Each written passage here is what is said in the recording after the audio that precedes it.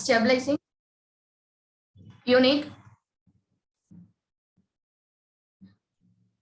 process which is leading to delivering faster and quality candidates to the client.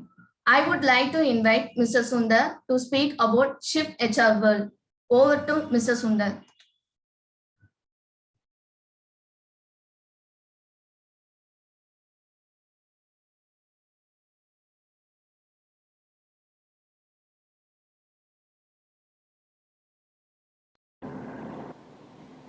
Hello, can you able to hear me?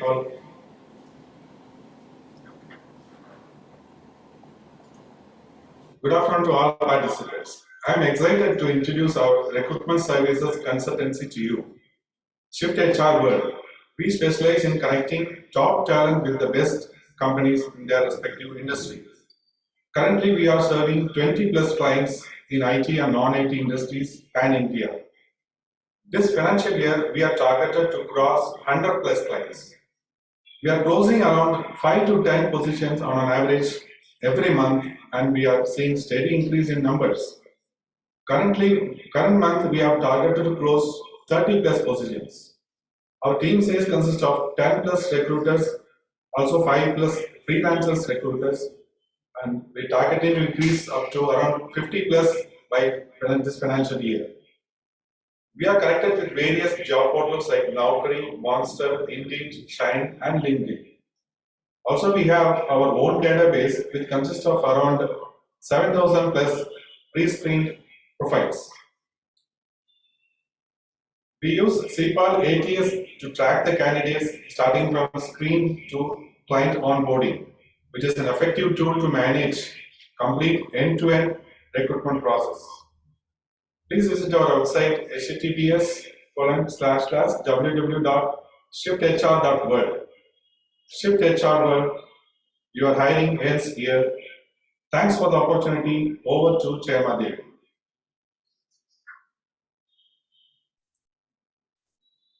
Thank you for introducing Shift HR World.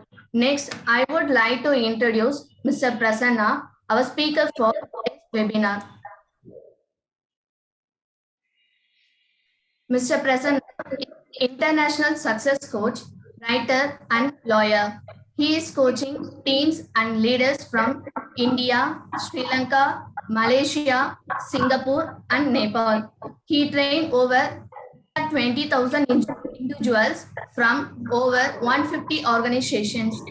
He has 16 years of experience in human resource development, which makes this seminar more thought-provoking and interesting. I would like to invite our speaker to start the session. Over to Mr. Prasanna. Thank you, Das sir. Thank you, Sundar sir. Thank you, Charanma Devi, for a wonderful opportunity. Though the team is less, I think the energy is more. Thanks so much for the opportunity. I would like to actually congratulate all of us, including me, for spending a valuable time to learn something. Learning is it is a continuous process. It never stops. With a small note, I would like to just go through the presentation, what I have for today. So how should we effectively manage our delivery team? That is the topic given to me. And as a business psychologist, I hold a silver medal in my master's in psychology.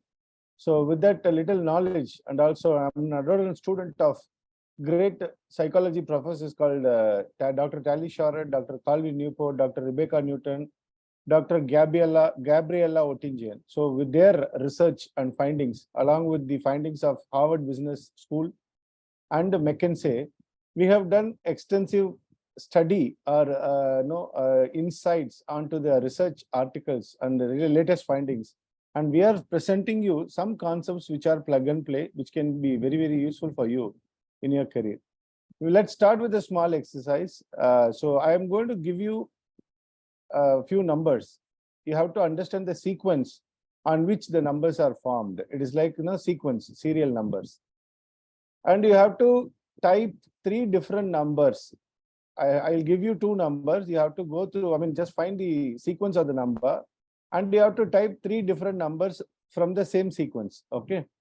Let us all try this. So this is the sequence I'm providing: 1, 3, comma, and that continues.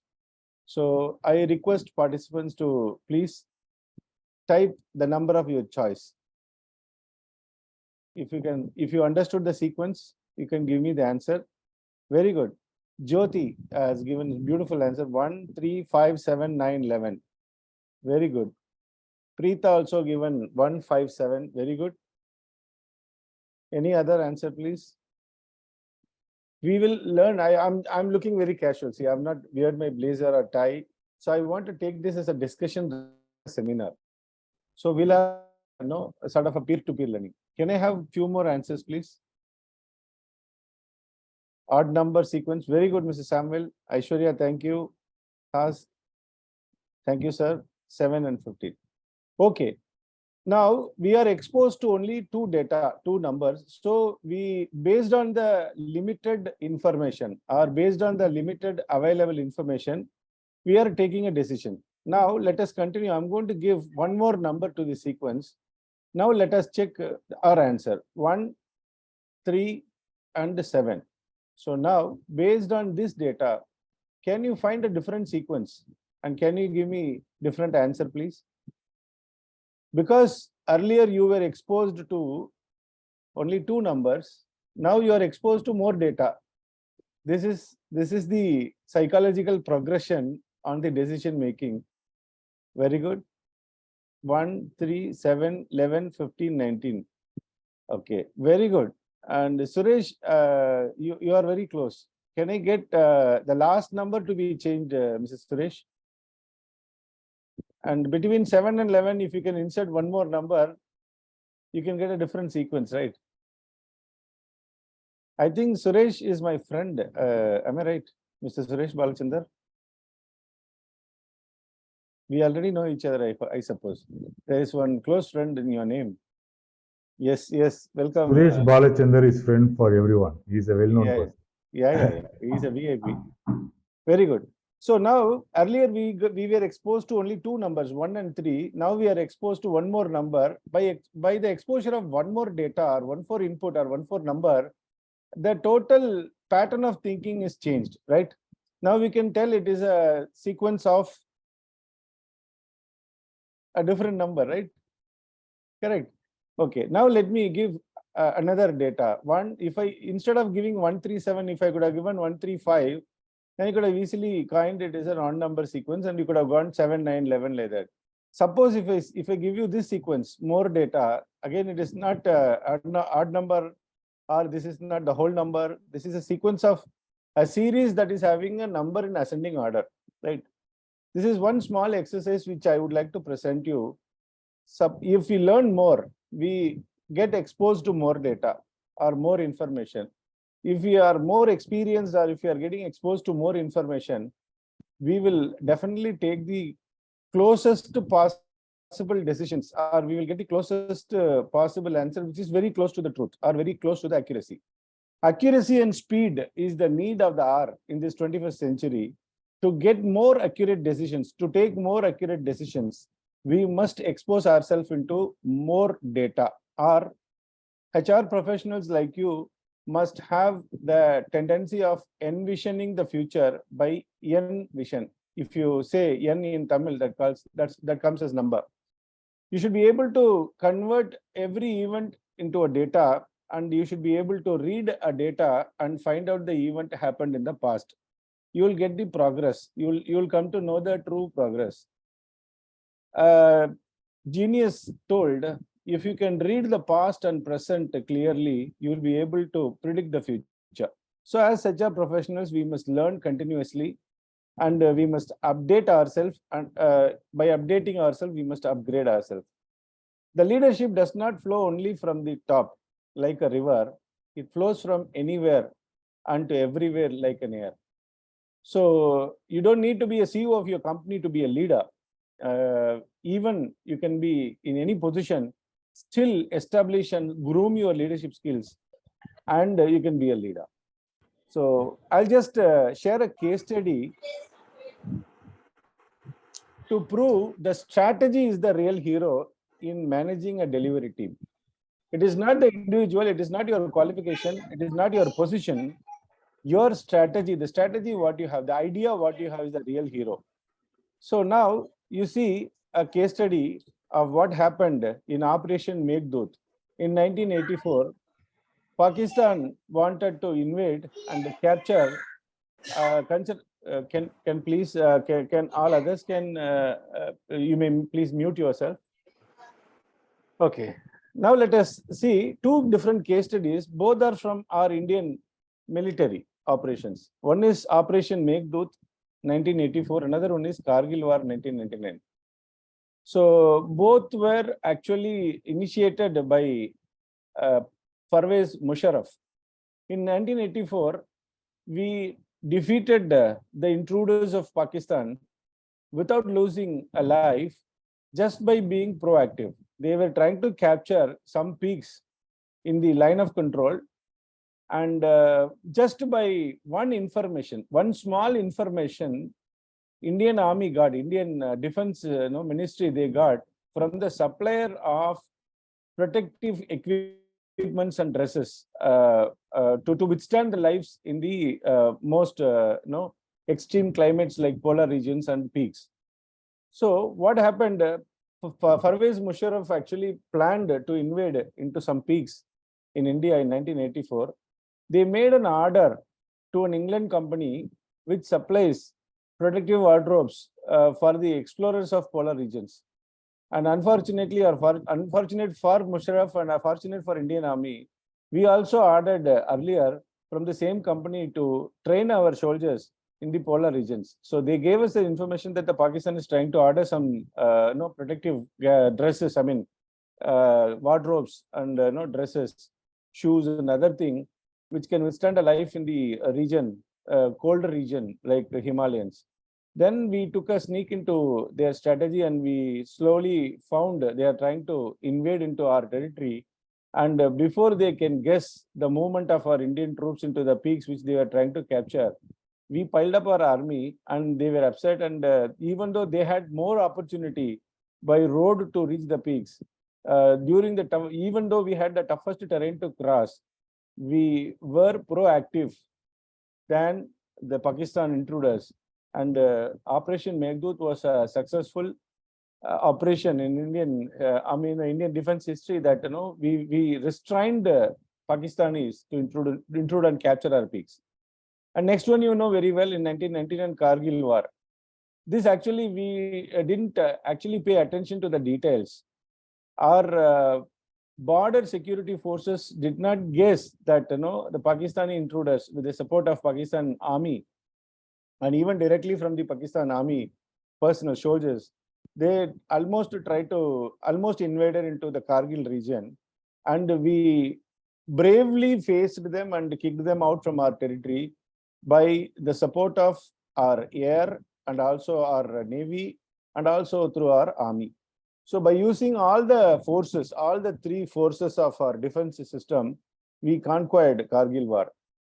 The naval team, the naval department, naval team ensured that the supply in their Pakistan ports are stopped, and the Air Force, they had an upper hand, that they were proactive to attack the intruders, and also the army rightly supported in time, and we won the Kargil War. Here, there are two different strategies. One is proactive strategy, another one is the reactive strategy. Response to the intruders. Second one is response to the intruders. So we HR professionals must have strategy depending on the situation, because situation is constantly changing. It is not static. Every day we are exposed to new challenges. To overcome new challenges, we must have new strategies and new way of thinking. And the next portion is that to get the work done, to effectively manage the delivery team, a HR professional must act as a leader who is a trusted leader. There are leaders for different verticals, but HR as a whole, we actually play a very strong role in creating an ecosystem. As Mr. Das said initially, HR are the people, those who set the tone of an organization, create a culture of an organization, and also protect the positive culture of an organization. So we must always exhibit every moment, every day and out. We must exhibit our leadership qualities in terms of the amount of trust each and every employee of your delivery team is having towards the organization and also towards their leaders. There are three factors which can enhance the trust the people is having on you and your organization. One is authenticity. And you should also learn to be authentic, and also you should teach people in your organization, particularly the frontline managers. Almost 80% of leadership qualities are emerging from the middle management, not from the bottom or not from the top, from the middle management only. So HR professional, we should enhance our authenticity, and also we should teach people or nurture people to enhance their authenticity. Authenticity is nothing but sharing or having ultimate knowledge or better experience than the people, those who are doing job for us. And second one is logic. Whatever we speak, we should be able to logically connect. So the people in our team, the employees of our organization should feel that I know you can do it, and your reasoning and judgment are really sound. So we must have sound reasoning and sound judgmental power, so that whatever we speak, we have better logic onto it. And third one is empathy. I don't need to explain about empathy to HR professionals. HR professionals are called as the mothers of organization. We should not see people, and we should also see their responsibilities. We should not see the positions of people and the qualifications of people, and also we should see the person behind their designation, position, and qualification, or whatever you call it. So we have to rethink the trust. There is an article written by Roderick M. Carmer. He is a social psychologist. He wrote an article in Harvard Business Review. So trust must be looked in a different perspective. The trust on you, or the trust on your organization, or the trust on any team leader can be created by three more different variables. One is clear track record. HR professionals or any leader, a business leader or a production team leader or a quality team leader, any leader you call, they must have a clear track record. People do not accept a faulty leader to lead them. People do not accept a person who is having who is not having a clear track record. We should ensure that we have a clear track record, should not leave any marks behind our career track. Second one is credible expertise. Whatever we saw in the future, that is being translated in different words by Roderick. First, we should have clear track record that gives us authenticity, and credible expertise that gives us the way to logically express our whatever we think, express our strategy and make people to understand. And prominence in high network is the most important factor or quality that Roderick coins to create a trust, create a very strong trust between the leaders and the team members. So prominence in right network can be translated in different fashion, that a HR manager must have very good relationship with other leaders, other functionaries, other department heads also, to facilitate the smooth and seamless functionings of interdepartmental relationship or transaction among the departments.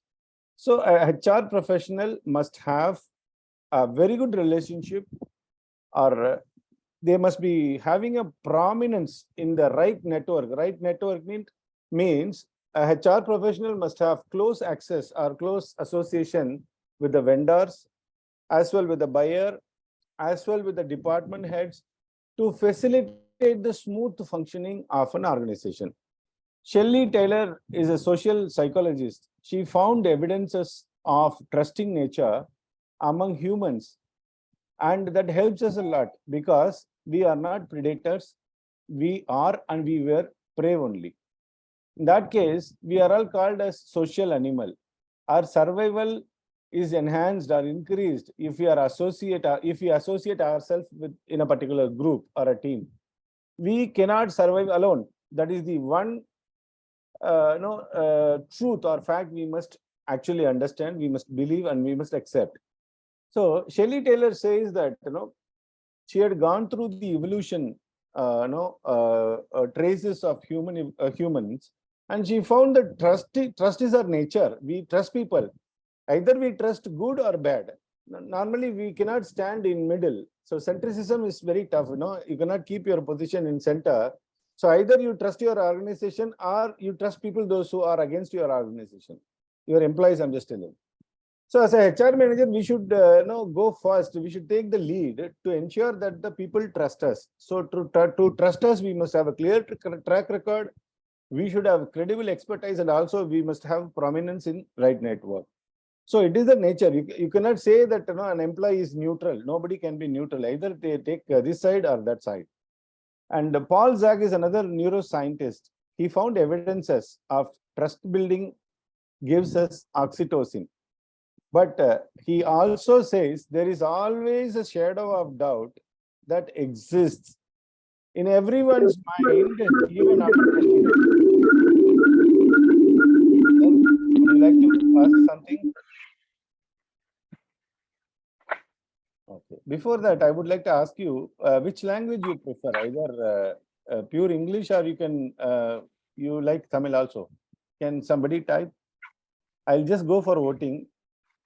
If you are comfortable in English, you can just type E, or if you want the session to be in Tamil, you can type T. So based on the English is okay. Very good, Satyanarayanji. I need 2 more votes. English, 2 votes, 3 votes. Very good. Thank you. So we are seeing the statements, the findings of 3 different social psychologists. One is Roderick M. Carmer, another one is Shelley Taylor, another one is Paul Zag. They all support trust plays a major role in building a team and getting the work done by a team, particularly a delivery team. But the last statement you have to understand, there is always a shadow of doubt. That is why clear track record is reinforced by Roderick. People always believe us, but always they have a shadow of doubt. So we have to always, we are in a position to always exhibit our authenticity, our empathy, and also our logic, to make people to continue to believe us, continue to trust us, so that they deliver. So there are few rules to build trust. First one is we have to know ourselves. We have to identify our intentions, and we have to be very clear on that. The first rule to build trust is to identify your intention. Why we are here today? Why we are working for this organization? What is our role? What are all the key deliverables that we need to deliver to the company? And what do we expect from others? That second portion, what you can expect or you expect from others, starts with what you are. So you have to identify your intentions, and you have to be very clear on that. And we have to start small. This is a strategy that to build trust people. Once people trust you, they give you. If they don't trust you, they don't listen to you, and they don't give you what you ask for. So to make people to trust you, you have to first clarify. You have to be clear on your intentions, your roles, your responsibilities, and your key deliverables. And second one is, don't give larger promises. Don't say that I'm a hero, I'm going to change the company, I'm going to change your life, or something like that. Try to facilitate small things. Once you start doing continuously small favors, and you keep your promise on small promises, whatever that you have made, people start building their trust on you. And third one is very, very important. There must be always an escape clause. If there is no provision for divorce, many men would not marry. Correct? Suppose if you are asking your delivery team, for an example, I'm just telling for an example, they are doing 100 jobs a day. The situation is forcing you to deliver 120 jobs every day. So if you want your team to try for the 20% more attempts or more production, you should always give them, you have to write an escape clause. You try hard to achieve 120, even if you fail.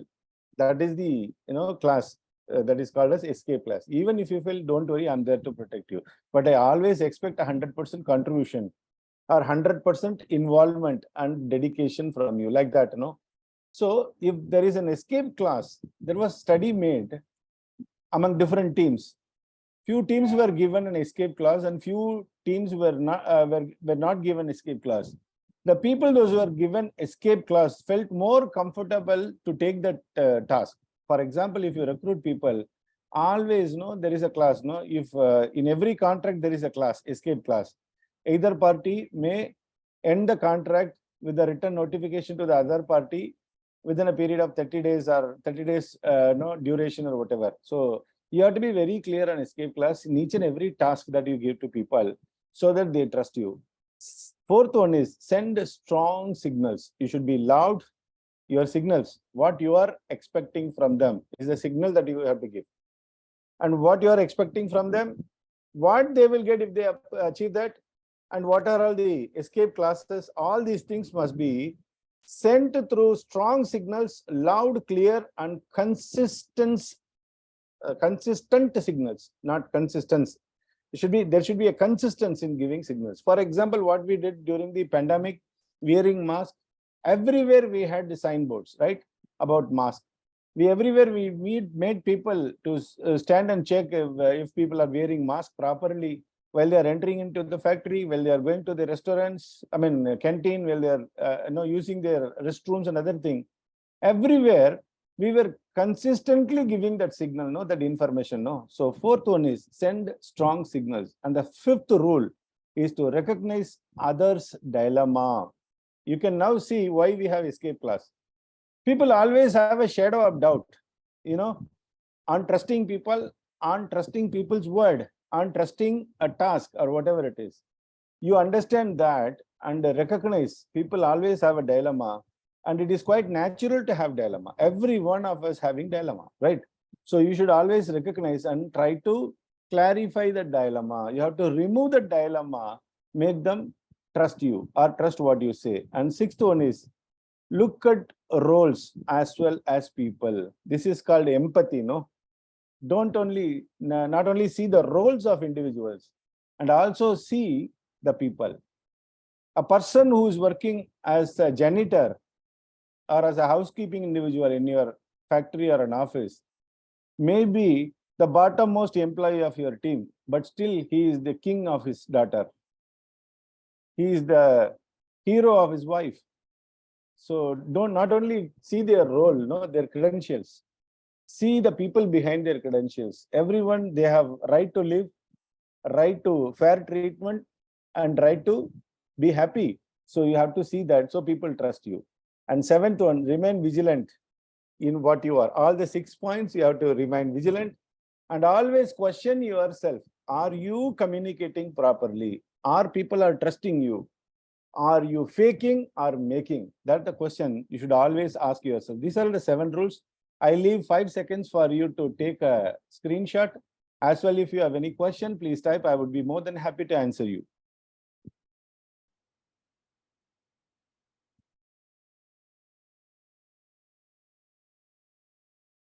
One, 2, 3, 4, and 5. Okay. If you have any question, you can type in the chat box, or if you want to unmute and talk to me, you can talk to me.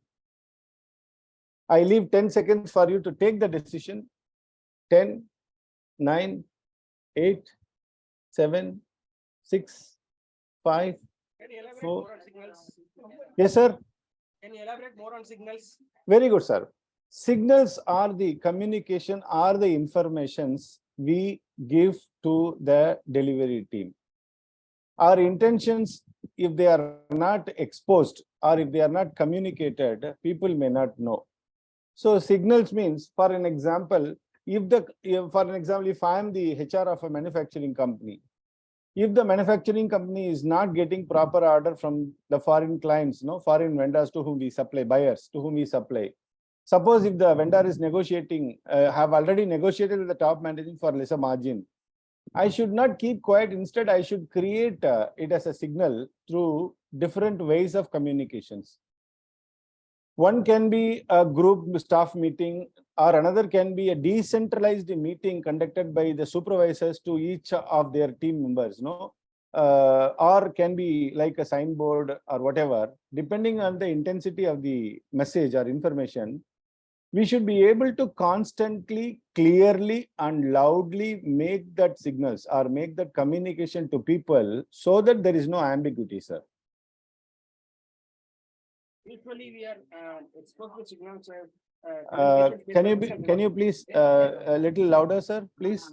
Suresh, I think it's Mr. Suresh. Can you please Yes. be a little louder, please?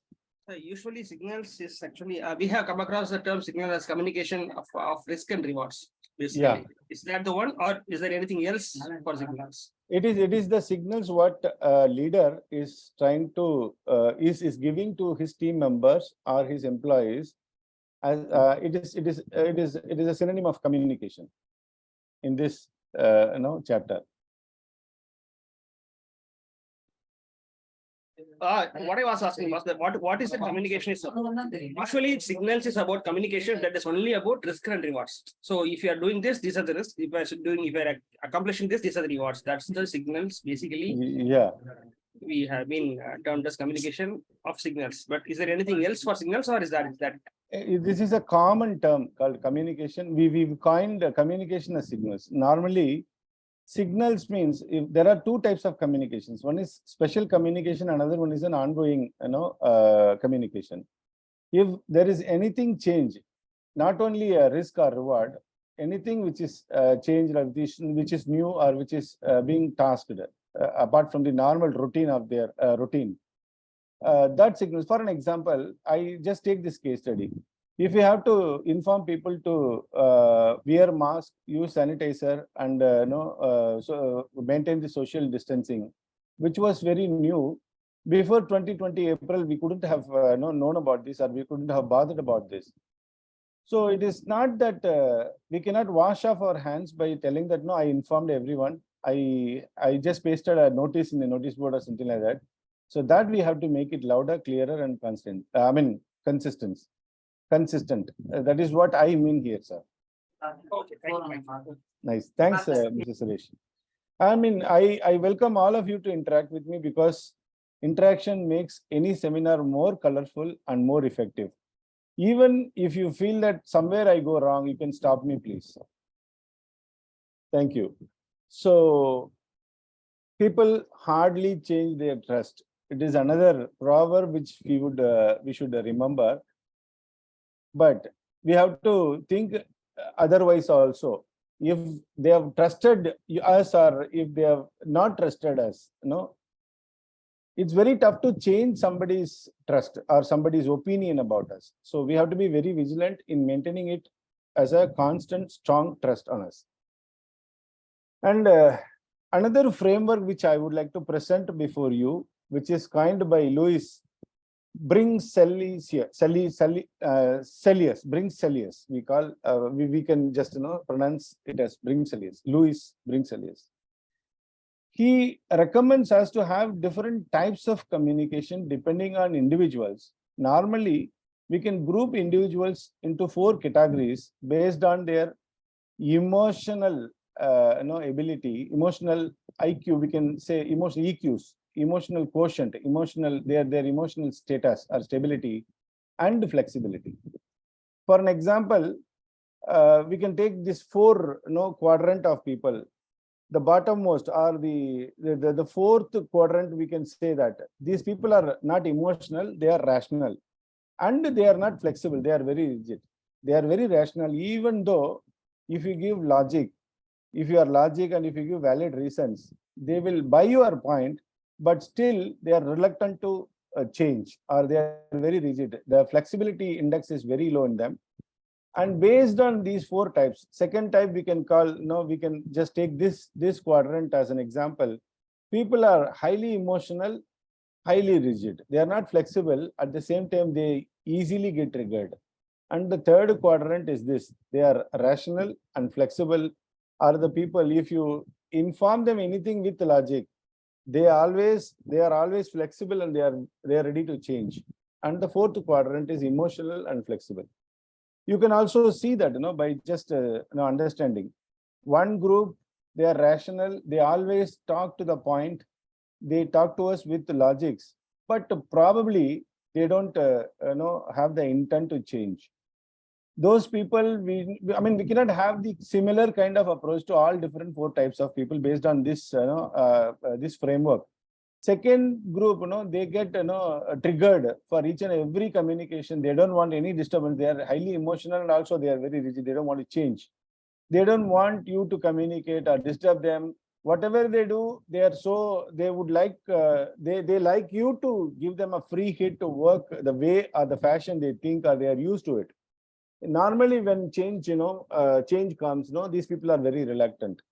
And the third quadrant is here, the top right of that. People, those who are emotional, at the same time, they are flexible. Initially, they may be so emotional that they may not cooperate with you, or they may argue with you, or they may try to prove their supremacy or their togetherness, or all other things.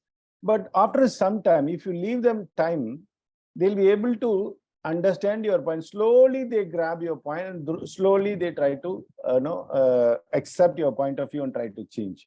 The fourth one is straightforward. They are very rational and also flexible. If there is a valid reason to change, they would accept the point. If you can convince them, matter ends there. You don't need to bother about them, they will change. So we should understand which individual in the delivery team falls under which category. According to their category, we should alter our communication and also alter our approach. For an example, you may ask me, if somebody is so emotional and so rigid, what we have to do?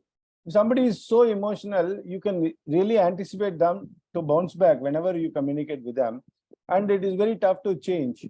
So we have to use the tactics. It is called, you have to use the tactics that if you move the herd or majority of the herd to change, they slowly follow. Initially, they are so rigid and they won't change, and probably later they may realize and change. You cannot convince everybody. If you try to convince everybody, you end up convincing nobody.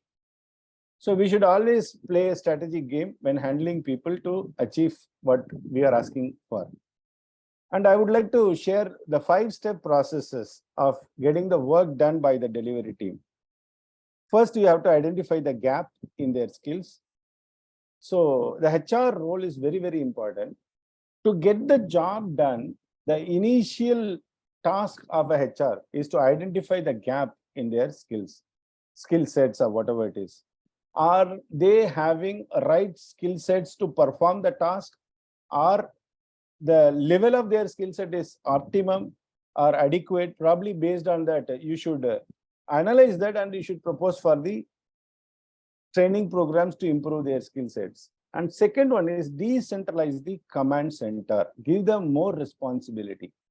Because if you don't give them authority, if you don't give them more responsibility and decentralize the command center, probably it will be very tough for you as a HR leader, or for any other, for an example, in that case, any other leader.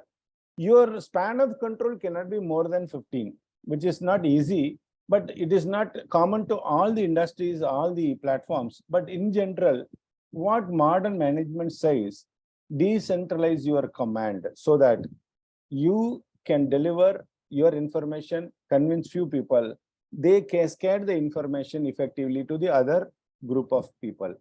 Give priority in developing leadership skills.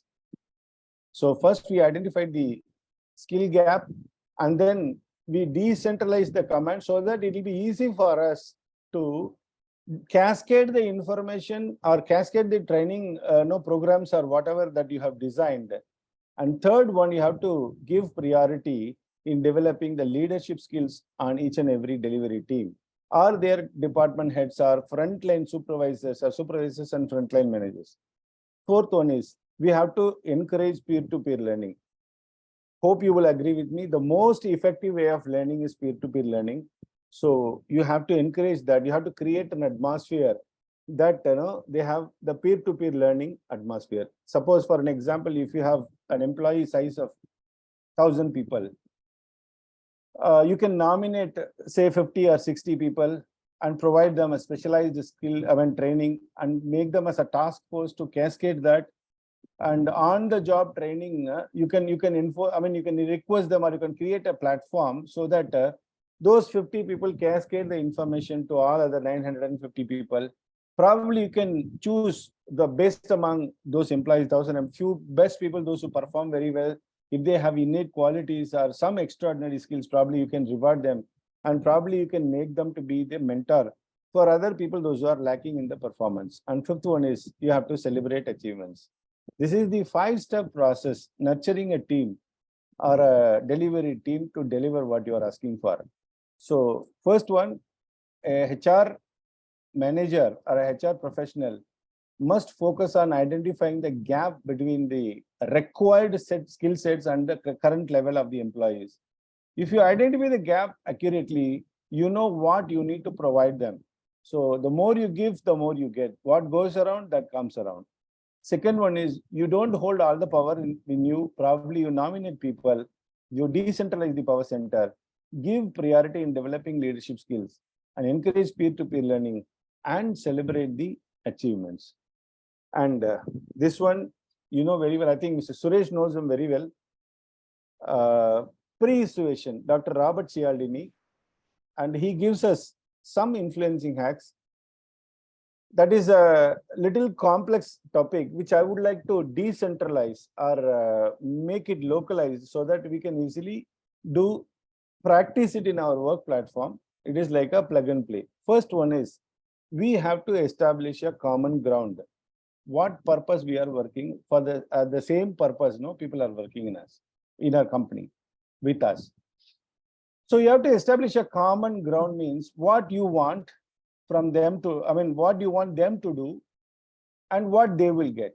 So that is the common ground. What is the common ground of the seminar? You want to attend the seminar, invest your valuable 1 hour time to possibly attend somebody's seminar to learn at least one new point, which can be your take home or takeaway, that you can implement, see some change in your performance. That is what your expectation. What is my expectation?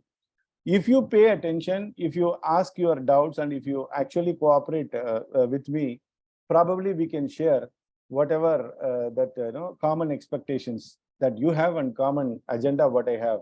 If your expectation and my agenda meets, that is the common ground. So we have to ensure to establish a common ground between you and the delivery team. And second one is use leading questions. For an example, I've given an example. If you stay ahead in delivery, you stay ahead in development, isn't it? This is a leading question. Probably when you ask leading questions, you are trying to move people towards your communication or towards your point of view. That is the purpose of leading question. That is why in quotes, leading questions are not allowed. So for an example I've given, instead of asking people, please stay ahead in delivery, instead of that, you can just ask this. If you stay ahead in delivery, you are staying ahead in your growth, your development. That may be a development in their career, or that may be a development in their income, or whatever it is. So if you ask this kind of a leading questions, and probably you are moving people towards your communication. And rule number 3, you have to use some attention grabbing techniques. Few examples I have given. You have to have a special gesture or a name. That is why people actually use this. If you have a team of people, those who are hardworking, probably those who are there in recruitment, for example.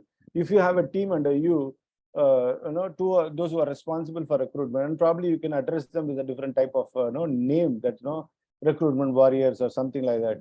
So whenever you call this word, or whenever they come across those words, they remember you and they remember the tasks. And second one is connect with the city, language, and their belief system.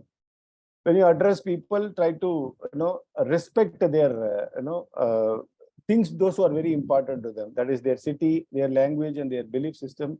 And setting people is like setting table, which means that if you have influenced people, if you have actually addressed them with due respect, and probably if you have given some attention, use some attention grabbing techniques, like having a special name for them, for their team or for the individuals or something like that. If you have attracted people, if you set the people's tone by asking leading questions and other thing, if you set the people's tone, you are setting the table that can favor you. Rule number 4, you have to have a choice of words. You should ask more, you should use more of winning words. Yes, sir. Mr. Satyanarayana ji have asked a question. I'm working in Infotel UK, Chennai. Company employs 75 numbers. A big company with startup. culture. Yes, sir. We are doing HR operations. Each and every time we establish a policy, our employees always have concerns how to handle it. Yes, sir. So I'll just answer your question, sir. So people always have a shadow of doubt, which we shared earlier. People always have a shadow of doubt. So to communicate and to ensure that people they accept your communication, you have to understand the first rule: you cannot convince everybody, but you cannot leave without convincing people. So you should always ensure that you are getting the acceptance of at least two groups of these people, or at least more than 50% of your team, by being more logical, by being more authentic in what you communicate, and also by being more empathetic. So you just remember this framework, sir. You can group your 75 people into these 4 categories, and you can identify in which they belong to or they fall into. Suppose if you can, by addressing 2 of this quadrant or 2 categories of these 4, if you think that you have migrated more than 40 to 50 people, which is more than 50% of your team size, and probably you are successful in the initial phase of communication, and then you can shift your attention to the other 2 groups. Probably few people may ask some time to actually understand what you say and try to come into your point of view. And you should also remember the 7 rules of trust building. If you follow that, if you are being more authentic, more empathetic, and if you are being more logic, this is the 3 variables that are affecting the trust, sir. If you can create trust, and probably people can, not probably, most of the people start believing you. And if you follow the 7 rule, you can ensure that almost 80 to 85% of the people start trusting what you say, sir. Okay. Hope I have answered you, sir. Yes. The thing is, are you able to hear me? Yes, sir. Please. Yeah. The thing is, recently we rolled out in April. We rolled out a leave policy. It's really hard to get employees back to office after Corona. So recently we rolled out leave policy in our company. Say for example, previously we have a lump sum of 28 days of leave. We gave it to all the employees, but uh, as a European-based company, we rolled out a new leave policy. But most of the employees have concern on it. They don't want to follow. They have their own perception on leave policies.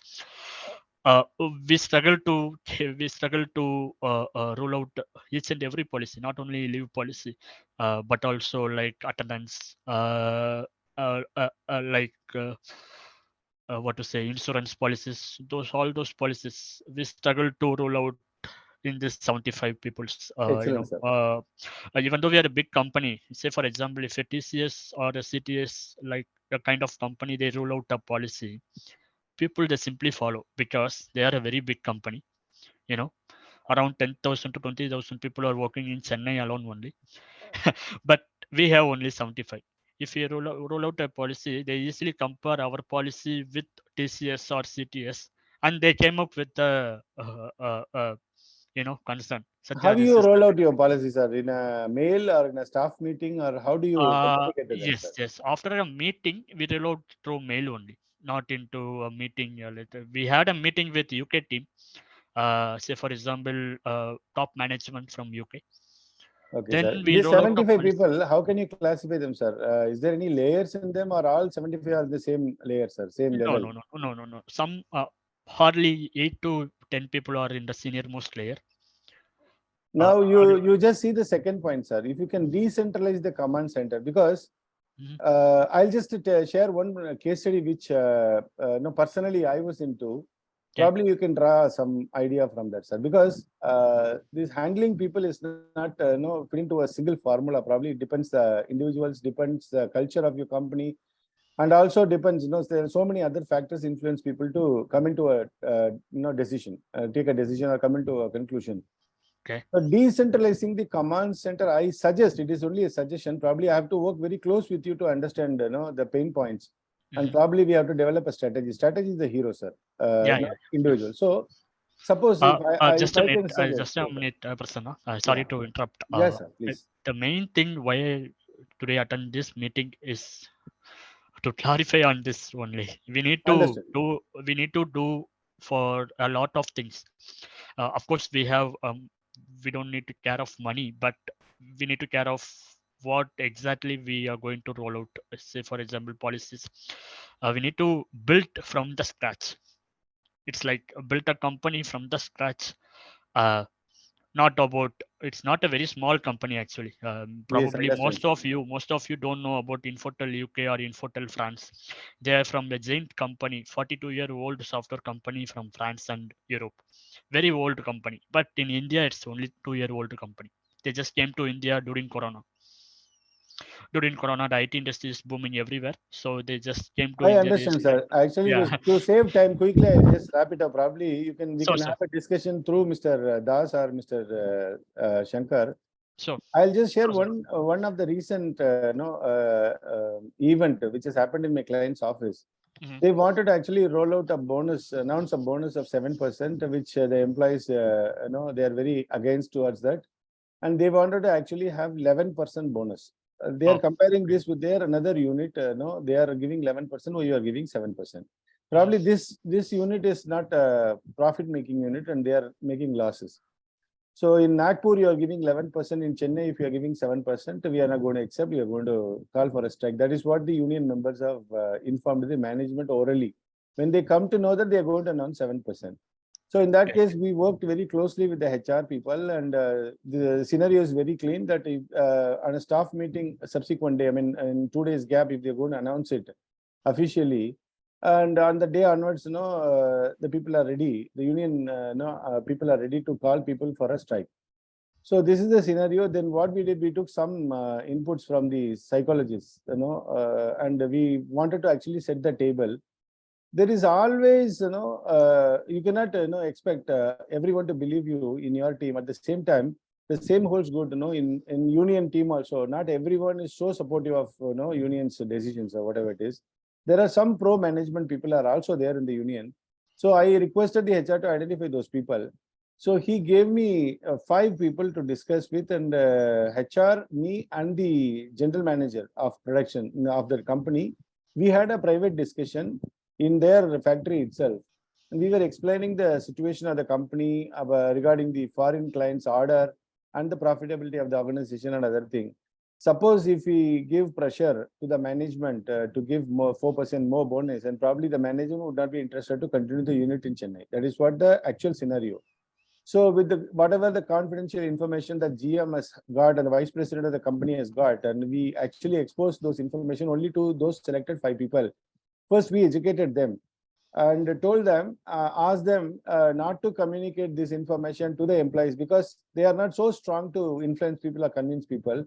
Instead, what we requested them to raise their hands when they call for an objection or an information, opinion from them after announcing the actual bonus. So the day came after 2 days, we set the table.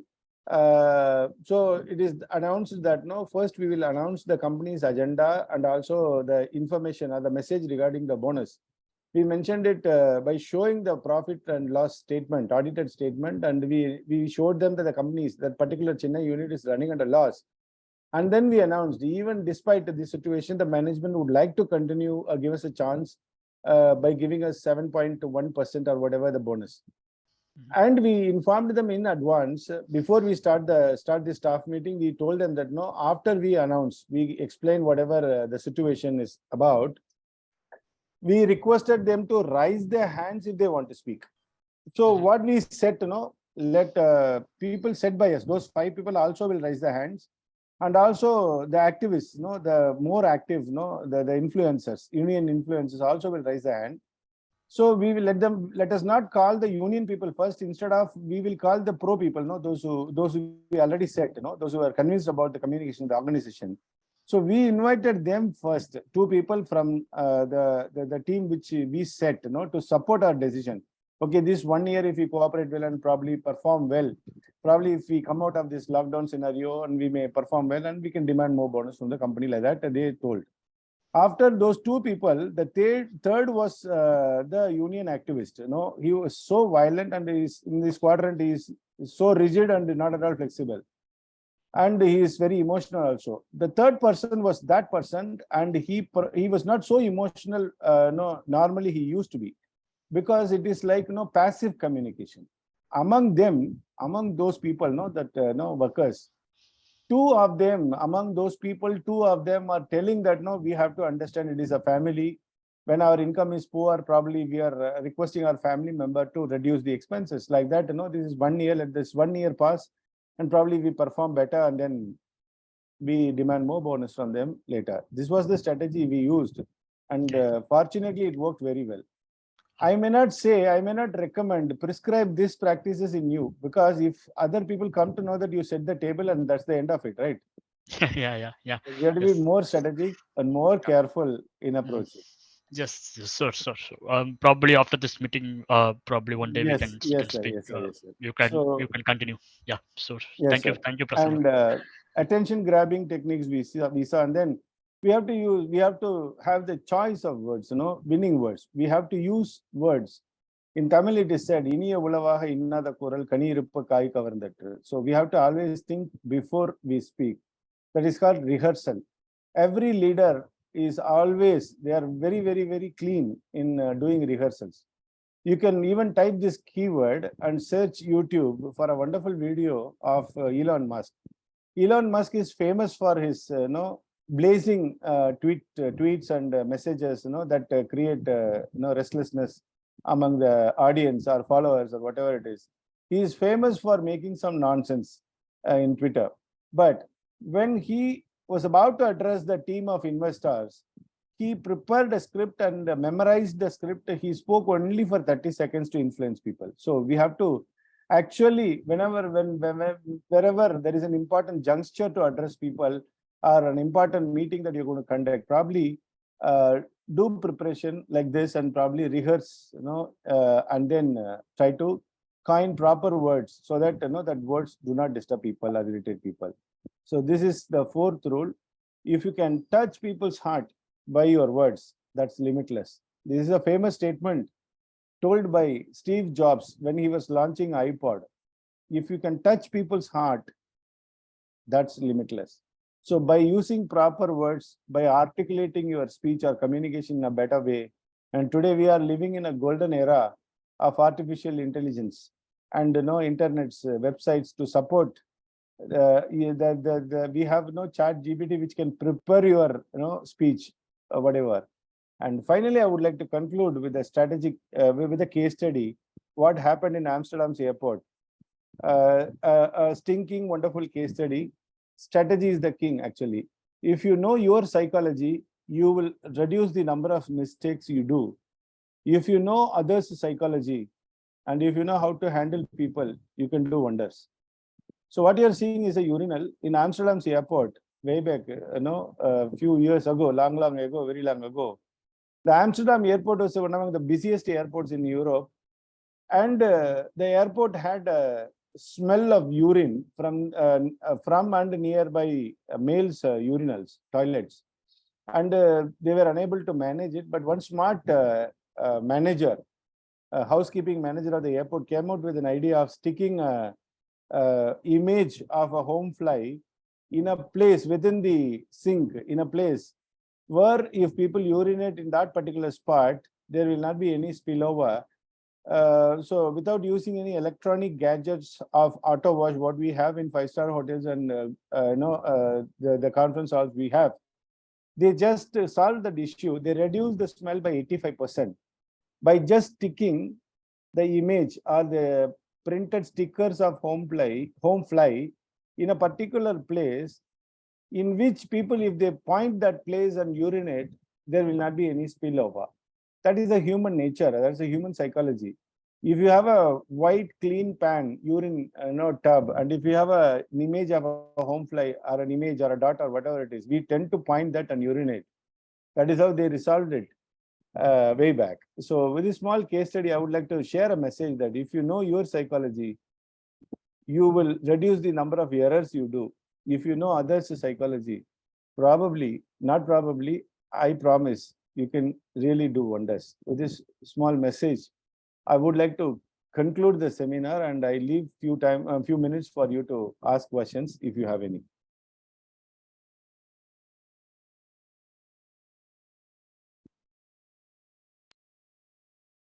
So any questions? It's a wonderful speech with a lot of And I information. really loved Suresh's intervention, and an intellectual. I like him a lot. And also I liked what our friend asked about his team's issue in resolving. We have to probably work very closely because we have to. There is a psychology for that I want to share with you. Yes, sir. So Please. you have given a very big story, right? So I have around 150 employees with 200 contract employees. So in that situation, what I have done is I increase whatever I fixed a percentage by the management. I increase only 75%. Okay. So then, if once they ask, we will increase 25%. So that is what you say. If you know your psychology, you do error. If you know other psychology, you can handle them. This is what another case study, sir. Another story of street vendors in a bus stand, in a standing. In a bus about to start. People were loaded, and it was a big. There was a big. More number of people inside a bus. It was about to start in 20 minutes. First, one old woman, she started calling for selling mangoes. 4 mangoes, 100 rupees. 4 mangoes, 100 rupees. And after a while, another old man came. 5 mangoes, 100 rupees. 5 mangoes, 100 rupees, like that. And by these two people, the mind was set among the people, those passengers, those who were waiting inside the bus, that a mango, anything that comes cheaper than 5 mangoes, 100, which is 20 rupees a mango, that would be cheaper. That is what the mindset was created by this old woman and also by the old man. First, the old woman called for 4 mangoes, 100, and then after a while, a old man came and started shouting for 5 mangoes for 100. And after a while, one youngster came, he started calling for 6 mangoes, 100, and around 10-15 people purchased from that bus. And later they found all these three, old woman, old man, and also the youngster. All three of them are from the same family and sharing the profit. Yeah, it's true. And also there is one more story. In a hostel, there was only 20% daily they put upma. So only 20 people eat upma. Rest of the 80 people oppose them. Then what they did is they did a survey. Okay. So again it came back to upma. Why means all these 80% split into different dishes. 10%, 15%, something like that. Again 20% wins. So it's all about psychology. Our next session definitely with HR professional, how they psychology is how is important for HR professional. It's our next session, maybe within 2 weeks. Thank you very much for your sessions. Thanks for the opportunity, sir. The core message of today's presentation is someone is yes. I would like to thank you, Prasanna, for a good speech. Prasanna. Thank you, sir. Thank you, yeah, probably we'll roll out some other policies in upcoming days. Probably we'll get help from you, Prasanna. So, yes, sir. Yeah, thank you so much. Thank you so much. Thank you all. Bye. Thank you. Yeah. So thank you, Prasanna, for wonderful slides regarding even the war strategy, or it may be a trust. You played around the one word trust, right? Yes. So in TQM, Total Quality Management, what we say is there are two kind of customers. One is external customers where they pay for them. One is internal customers. Internal customer means department wise. Okay. So if you work like a customer, if a HR professional thinks a delivery team as a customer, okay, so then there will be more trust, right? You can build. You did a very good presentation on trust, building the trust, and you have given a lot of like signals. Okay, so I say it as alert, right? So you should alert whatever you committed. If you can't able to deliver it, or if you have any issues, you have to give an alert. That you say it as signals, right? So it should be more louder, and it should be more consistent. That one is very good, and you have given a emotional and flexibility. Nowadays, emotion become more in all the companies, right? So emotional blackmails, lot of things happening. So that you have given a very good rigid on that, and a 5-step process, and the Influence Act, and a wonderful bathroom story from the Amsterdam. So it was eye-opening session. I hope everyone enjoyed it. So we had 40 registration, but we got only maximum 23. This one is recorded. Okay, so we are going to post it in our YouTube channel. Is it okay for you, Prasanna? Yeah, sir, please. Okay. Knowledge must be contagious. Yeah, that I believe on that knowledge always, as you said, peer-to-peer Yes, training. I usually say in my company, sharing knowledge. Okay, so even it's a different kind of project, different projects all together come and meet and share the knowledge. So yes, that if one person having a problem in one project, the other person from another project, it's out of the box, right? So you will give a good solution for that. So always share knowledge. That's more important. So thank you very much. Thank you, Sundar. You have any words? Prasanna has very good presentation. thank you, sir. Excellent presentation, and the examples what you quoted is very easy to understand the concept. Because it definitely will connect soon for another session. Thank you, sir. Thank you, Prasanna. Thank you. That's a very good opportunity. Thanks for the wonderful opportunity, Mr. Sundar and Mr. Das, and really very happy to work with you. Very nice, very nice. Thank you. Thank you. Thank you. I have to thank the participants also. They all participated so well by giving answers and asking questions. Yeah. And they made it really lively. That you make it from the first slide. Yeah. Thank you, sir. Thank you. Thank you very much. Over to Devi.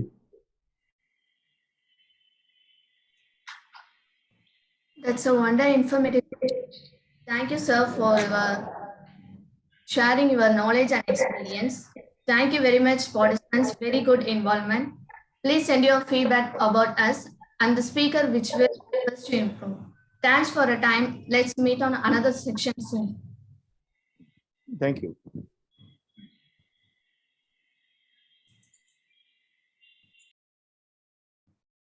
Thank you very much. Good evening. Bye-bye. Thank you, sir. Good evening. Have a great day.